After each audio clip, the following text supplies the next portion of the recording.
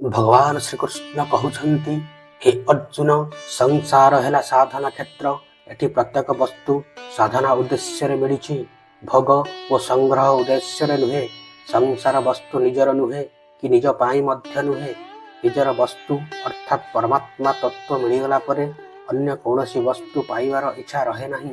किंतु सांसारिक वस्तु जिते मिले भी पाइबार इच्छा केवे समाप्ति हुए नहीं। मनुष्य कार्यालय को काम करने गले ताकू चौकी टेबुल कागज पत्र इत्यादि समस्त सामग्री कार्यालय काम करने को ही मिले, निजर भावी घर को नेबाई नुहे। सेहीपरि मनुष्य को संसार रे शरीरादि सामग्री मिली संसार रे सेवा काम करने को निजर मानिबा नुहे। तत्परता व उत्साह पूर्वक कर्म कले प्रति बदल रे कार्यकर्ता को वेतन मिले। काम हुए कार्यालय एवं वेतन हुए निजर। सही भली संसार निमंते समस्त कर्म कले संसार संबंध छिन्न हो जाए एवं परमात्मा सहित नित्य संबंध अनुभूति हुए। कर्म वो जोग मिशी कर्मयोग हुए। संसार मिलता सामग्री द्वारा आमे आज पर्यंत निज पाई कर्म करिछे, से सब को निजर सुख भोग वो संग्रह लगाइछे। तेणु आम उपरे संसार ऋण अछि, ताहा परिशोध करिबा पाई केवल संसार रहित निमंते कर्म करिबा आवश्यक।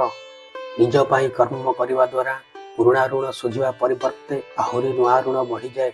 ऋणमुक्त हेबा पाई बारंबार संसार को आसिबाकु पड़े। केवल परहित लागि समस्त कर्म कले पुराणा ऋण सुझी जाए एवं निज पाई किछि न कले वो किछि न चाहिए नुआ ऋण मध्य हुए नहीं।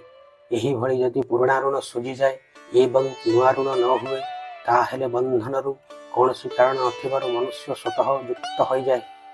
जीव मनुष्य जनी रे जन्म नेले ताकू शरीर धन व घर द्वार आदि समस्त सामग्री मिले एवं से एठारु चली गले सबु सामग्री एही ठारे ही रही जाए। एथिरु प्रमाणित हेउछि जे मिलिथिबा सबु सामग्री निजर नुहे। तुमे निरंतर अनासक्त हुई सुचारु रूपे कर्तव्य कर्म आचरण कर, कारण अनासक्ति पूर्वक कर्म करी मनुष्य परमात्मा को प्राप्त हुए। शरीर क्षणे मात्र आम सहित रहे नहीं एवं परमात्मा निरंतर आम सहित रहंती, कारण संसार सहित शरीर सजातीयता रही एवं आमर अर्थात शरीर परमात्मा सहित सजातीयता रही। एणु शरीर को निजर मने करिबा परमात्मा को निजर मने न करिबा बहुत बड़ भूल। यही भूल दूर करने पाई भगवान गीतारे सर्वप्रथमे शरीर व शरीर वर्णना करिसंती एवं मनुष्य को उद्बोधन दे कहिसंती जे जहार मृत्यु हुए ताहा तुमे नुह, अर्थात तुमे शरीर नुहे। तुमे ज्ञाता शरीर ज्ञेय, तुमे सर्वदेशीय।